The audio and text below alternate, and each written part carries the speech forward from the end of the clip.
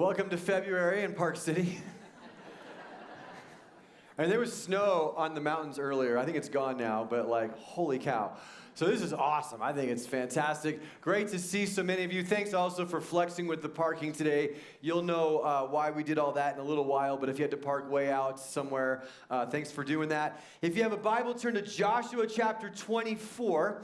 Today for us is going to be a monumental day, and you will soon see why. We're wrapping up our series in the book of Joshua, and we've been tracing the story of God leading the Israelites out of slavery and into freedom. And we've been saying for weeks that really this is what God does with us. He takes all of us on a journey from here to there, from where we were to where He wants us to be. And what He does with the Israelites, He does with us. He leads us from death to life, from sin to righteousness, from despair to joy. So if you want to understand your life, if you want to understand what God is doing with your life, you have to kind of know that you're not there yet. You're somewhere in between those 2 points. You're on a journey that He's taking you on. You can't always see where it's leading at the moment. So your life may be turning out far different than you had hoped. You might have areas of deep pain and longing that are not resolved. Or maybe you got some enemies that are showing up in the way of health problems or relationship issues or an addiction. And they're staring you in the face and you're like, I don't know what I'm doing. And you have regrets about the past and fears about the future. And as much as you want to go back, you can't go back. You can only go forward. But God knows this. And God is aware of this, and God has been with you the entire time, and He's leading you. And the challenge is you're facing things you've never faced before, and you're being asked to do things you've never done before. So God isn't saying to be perfect, and He isn't asking you to have it all figured out. He's asking you to do the same thing that He asked Joshua to do way at the beginning of the book when we first started this series, which is what? Be strong and courageous. Because that's all you can do. You can't do anything else.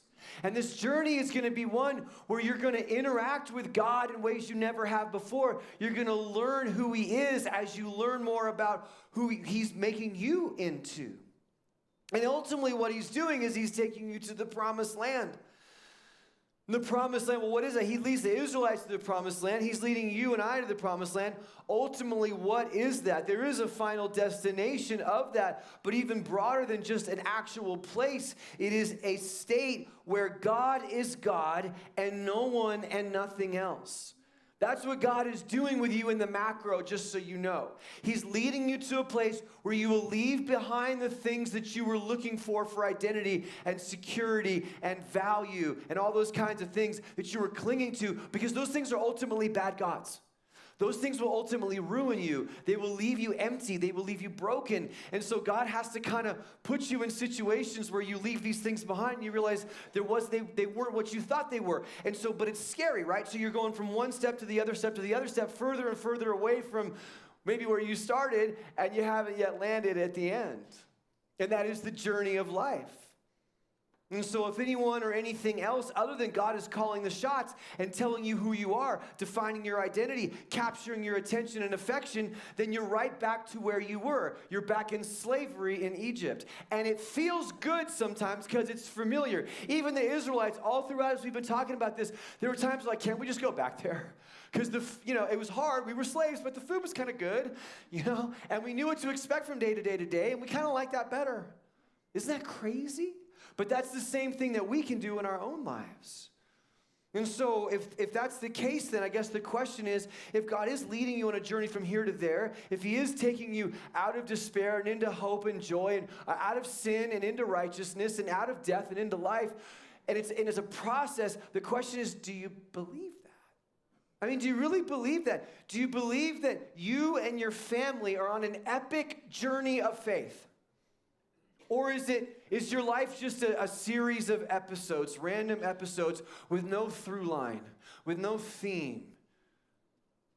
I don't know about you, but if you can get to that place in your life where you go, even in those hard times, you go, God, I don't understand why this happened. And I don't understand why this happened. I don't know why you allowed this. But there's got to be something that you're doing, just like any great story, when in that hero's journey, you know, when they're going, like, they're up against the wall, and you can see it from the macro because you kind of know maybe where it's headed, but the person in the middle doesn't.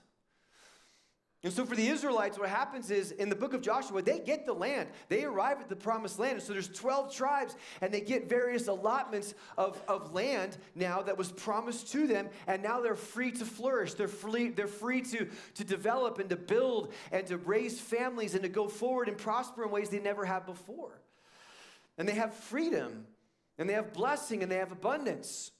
But now here's Joshua, who's been their leader for all this time, and he's a really old guy, and we talked about this a little bit last week. He gathers the leaders of the nation, and then he kind of gathers the entire nation around him. He's got everybody, and he's saying, look, I'm going to pass the baton of leadership to you. I'm going to be dying soon, and the question is, in this land of freedom and abundance and you know, hope and prosperity, the question is, will you be able to keep it? Can you hang on to this? And how can you? What will it take in order to do that? And so Joshua presents them with a choice. Each one of them must choose. Are they going to serve the Lord? Are they going to obey him and believe in him exclusively? Is he going to be their only God, or is he going to be one of many? This is what it says in Joshua chapter 24, verse 14. Now, therefore, fear the Lord and serve him in sincerity and in faithfulness. Put away the gods that your fathers served beyond the river and in Egypt, and serve the Lord. And if it is evil in your eyes to serve the Lord, choose this day whom you will serve, whether the gods of your fathers served in the region beyond the river, or the gods of the Amorites in whose land you dwell. But as for me and my house, we will serve the Lord. Now, there's something about that passage that should surprise you.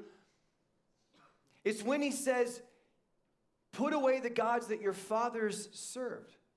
Like, wait a second, I thought they did that. Why wouldn't they have done that? I mean, why would they worship the gods of the enemies that they defeated? Isn't that crazy? After all they've seen Yahweh, their God, do, after they've seen he parted the rivers, he rescued them from their enemies, he defeated their enemies, he stopped the sun in the sky. Why would they still be holding on to foreign gods? Well, the reason is, there's a word out there, it's a big word, and it's called syncretism. Syncretism. And the pull of syncretism is incredibly strong and alluring. And what it basically means is the blending of beliefs. It's the blending of beliefs. It's when you say, for example, Christianity is not the only way, it's just one of many ways. It is when you say, I believe what you say, God, as long as it doesn't violate my sensibilities. I mean, I'm okay with Jesus being a God. I'm just not sure he has to be the God. Because, I mean, I like all the do unto others stuff. I mean, that's cool. And, you know, I'm forgiven for my sins. I mean, I guess I resonate with that. But when it comes to the big stuff, like my sexual choices, or when it comes to actually forgiving people who have deeply wounded me, or how I spend my money, or what I choose to do with my body, that's where I'm not quite sure that I can trust you with that, God. It's not where I'm quite sure that you are right. I mean, it seems a little extreme, some of the stuff that you say. Yesterday, I performed 2 wedding ceremonies in one day. Not a normal thing for me.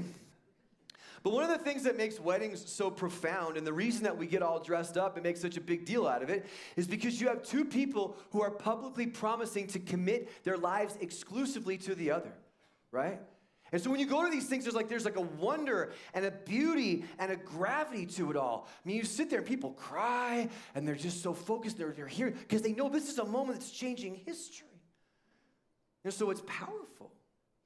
But can you imagine if during the wedding ceremony, the bride and the groom, you know, they're up there, and today I'm committing myself exclusively to you, for better or for worse, for richer or for poor, in sickness and in health, till death do us part.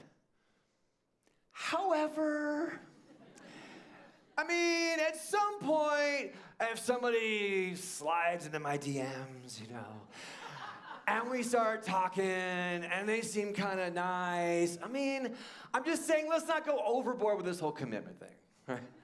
I mean, what would happen? I mean, can you imagine, like, grandma be in the front row having a heart attack, you know? And people be like, what is going on? Why did I buy you guys a toaster? Why did we get all dressed up? Why did you go to all this trouble to make an ice sculpture and bring us all out here only to stand out, you know, for an hour, cocktail hour, while you guys are taking photos, only to march us back in and force us to do the Macarena, you know? I've done a few weddings, by the way. But like, why do we have to do all that? So I could have just stayed home and watched the World Cup. Because there's nothing to that. But that's how a lot of people approach Jesus. They go, yeah, I believe in him. But I mean, you can't say he's the only way. I mean, let's just not get carried away with all this stuff. I mean, let's be honest. It was a different time back then. And these days, we have very legitimate gods like inclusivity, personal expression, safety. So as long as Jesus fits within those parameters, he's good. But if that's the case, he's not God. You know who is? You are. And so Joshua is basically saying this to the Israelites because the Israelites were the same way. I mean, these guys were not a bunch of backwater idiots. I mean, they were relatively sophisticated people. And they're like, look, yeah, Yahweh's our God, but we have floods here that ruin our crops. And this little guy here that we have, as long as we dress him up, and we feed him, and I'm not exaggerating, and we feed him, and we put him in a prominent place in our little home, and we talk to him, and we don't make him mad, he can protect us from the floods that will destroy our food, and he just makes us feel better. And he can do things that maybe Yahweh can't do or won't do. And that's what was going on. So Joshua just throws down the gauntlet and said, look, guys, you know what? This day, today, you are choosing. Because here's the deal. You can't do both. You have to choose one or the other. And so it's really interesting because everybody goes, oh, yeah, we're going to serve God. We will serve the Lord. And he goes, no, I don't think you will. Like, what are you talking about? He goes, you don't really understand. All of these other idols, they can all coexist with each other because they all have their individual lanes. They all have a role they can play in bringing you some form of safety and security. But our God is different. He cannot coexist with these other ones because he is supreme above all others. So you can't have both. You have to choose one or the other, and you need to choose it today. You need to come to a point where today you say, I'm going to leave this stuff behind. I'm going to leave the things that have trapped me, that have ensnared me, that have warped my mind, that have sent me on a path of destruction, that have shackled me. I have to leave that behind. And so what are you going to do? And then, when you make that decision, and that's what they did, they said, fine, we're telling you today, we will serve the Lord. And when you do that, it takes a certain amount of resolve. It takes a certain amount of strength and courage. So what Joshua is basically saying is today, we decide to be strong and courageous and to serve the Lord without looking back. That's what we're going to do. And so they go, yeah, that's what we want to do. So what he does is he takes this stone and he makes a monument out of it. And they go, well, what are you doing that for? And the reason is so that they will always remember that on this particular day, they said, okay, we're done playing games. And we're done with ambiguity. And there's a landmark that we have in our lives where we're going to worship the Lord. And when the generations to come afterwards, long after he's gone, when the kids would come and they would say, well, what is that stone there for? They would say, well, let me tell you, this was the day that you might have been really little, you don't remember. Your father, your grandfather, your mother, your grandmother, your family said today is the day that we said we're going to serve God and him alone. No matter what it costs us, no matter where it leads us, no matter what it demands from us, because we believe that he is the true God. And as for me and my house, for our family, this is the direction we're going to take. This is the trajectory that we're going to be on. And it doesn't mean we're going to be perfect, because no one's perfect. But it does mean this is going to be the through line, the theme the characteristic of us, not just today, but for generations to come. And it was a beautiful and powerful moment. And there are moments that are necessary in our lives that are in these various iterations where we stop and we go, oh yeah, this is why we're here. We're here to serve him and him alone. And we're going to make a declaration of that. And so, this isn't the first time that Joshua set up a monument. After they crossed the Jordan River, Joshua told pick one person from each tribe and go back into the river before they'd come back together. So it was still parted, which has been kind of scary. And they had to run in and grab a big rock and bring it out because they wanted the stones from the riverbed to make another monument. Why? Specifically, when the question is asked by your children, what do these stones mean? You can tell them. So, these monuments are landmarks and visual representations. So here at Mountain Life, we said, well, if they did it, we can do it too. So we're going to build a monument today as well. Some of you may have noticed, but a few weeks ago, we put up a few steel cages on the south side of our main parking lot. You can see them right here in this picture. They're just right over here. And they were actually made by a young woman named Kinley, who's been at our church for several years, who obviously has a great talent for metalworking. There's no way I could ever do that if my life depended on it. So that's pretty awesome. And so custom built for us. And today, Mountain Life Church is going to build our own monument. And this is how we're going to close out our series. So in a few minutes, you're going to have the opportunity to be a part of this. So what happens is outside we've got several piles of rock, and we've got tables set up with special pens. You got to make sure and not smash them too hard because you can bust them, but they're actually designed to write pretty well on these rocks, and they look good. They'll stay. The marking should stay on these rocks. But the whole point is we want you, at some point, you're going to be dismissed from here. We're going to go outside with your family, with your spouse, or by yourself, however, whatever fits for you. And what we want you to do is help us be a part of making this monument where you take a rock and you write something on there. Here's a couple of examples of things that we just had one of our staff people just write examples of what you can write. You can write a Bible verse. You can write your family name. You can write maybe something it may be a word that's really important to you, that's a theme for your family, or maybe some type of prayer, whatever you want to write on that rock. And you can take a few minutes and write that. And then when you're done, you can go over and you can put that rock inside that monument, and it becomes part of filling this thing up. So the other thing I'd say is so when we dismiss you, if you have kids in the kids ministry, the kids already know that this is what we're doing. So they've been kind of briefed on it. So when you go pick them up, so pick them up first. Don't go out and do the rock without them, because that would defeat the purpose. So go out, get them, and include them in this. And I'd say even if you have kids that are like, hey, I want to do my own rock, let them do their own rock. We have plenty of rocks. We've got plenty of space. But tell them, just say, well, you know what? If you're gonna do your own rock, this is the reason. Here's why we're doing this. Are you saying you want to serve the Lord? Are you saying that no matter what your friends do, no matter which direction your friends go, and no matter what happens in your life, that you want to be faithful to God and you want to obey Him and trust Him, and have it be a little moment for them, and then they can ride a rock. And here's the thing. We put those in the concrete out there, and I mean, technically we could move them, but we have no plans to move them. And so we have our new building that's going to be built out here, and so that's our whole new parking lot's out that way, and there's a bunch of stuff, construction we're doing, but our plan is to just leave those here, right where they are. So in the years to come, you have a 3-year-old, you have a 6-year-old, whatever, and now they're 13, 16, 20, whatever. They'll always be walking by those things, and they will last. And their rock will be in there, and your rock will be in there. And you'll always be able to see that on this day was the day that we said, as for me and my house, we will serve the Lord. As for us, this is who we are. This is what we do. And I love it because it's not just individual. It's not just take a rock and go home. No, it's take a rock and we together as Mountain Life Church. So this is a moment for Mountain Life Church. This is a monumental day. Because this is the day that we as a church collectively said, we're together in this.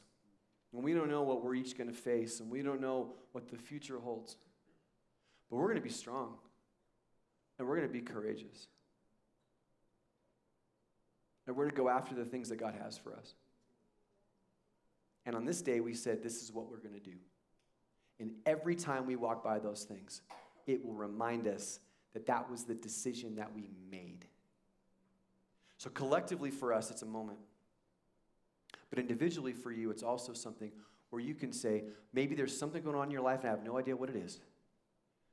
But for you to say, this is the day where I'm committing, yes, Lord, I will still trust you even in the midst of these enemies.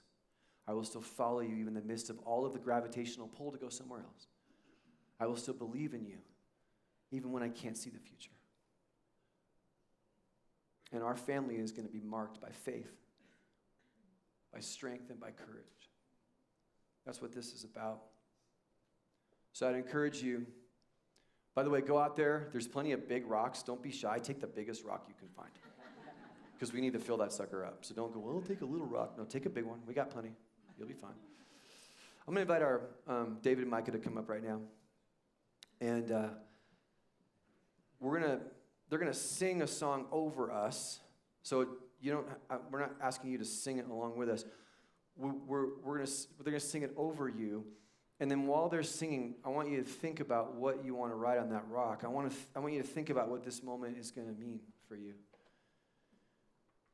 By the way, too, if you're watching on live stream, we wanted to include you as well. So you'll see if you can send an email, and we were happy to write a rock for you. So if you're like, I'm at Mountain Life, but I'm in Spain, we love you. We'll write one for you, and we'll throw it in there. So just email us and tell us what you want us to write, and we'll get that done later on. Also, if this is your first time at Mountain Life, or let's say you're just visiting from out of town, like, well, I'm not really part of the church, we want to include you in this.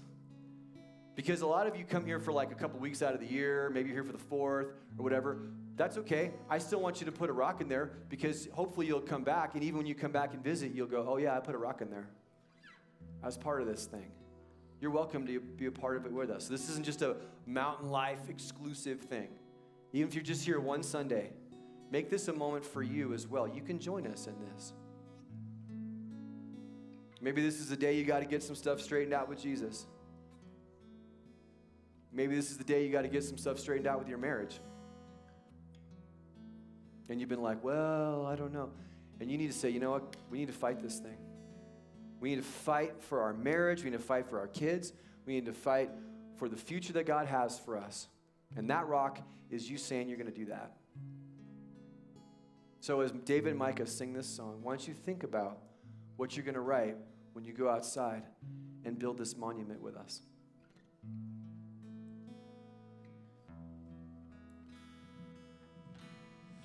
We have set our homes apart for you.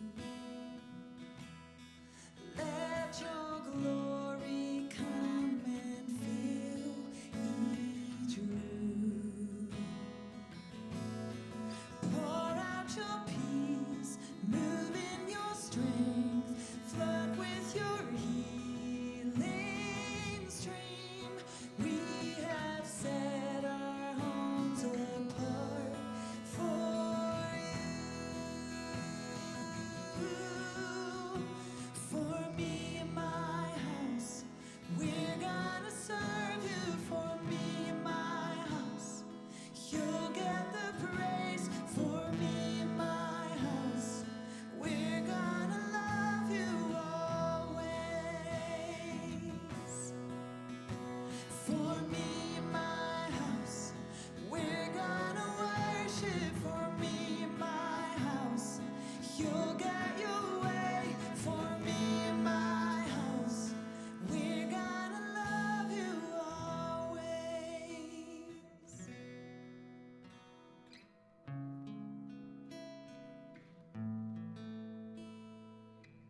God, as we reflect on what we're about to do, anticipate this, may you seal it in our souls. May it be a part of our journey. May it be one more thing that we did tangibly in the sight of our kids, in the sight of our spouse, in the sight of our church family. Say, yeah, you are my God. I will embrace the grace of Jesus. I will hold on to him even in my darkest moments. And I will pursue your will above all else. Doesn't mean I'll be perfect, but my life matters to you. My journey matters to you, and it matters to the generations that will come after me. And by me filling out that little rock, writing on that thing and putting it in that monument, that is me saying, I acknowledge that and I accept that calling, along with my family. So thank you for the opportunity to do this. In Jesus' name.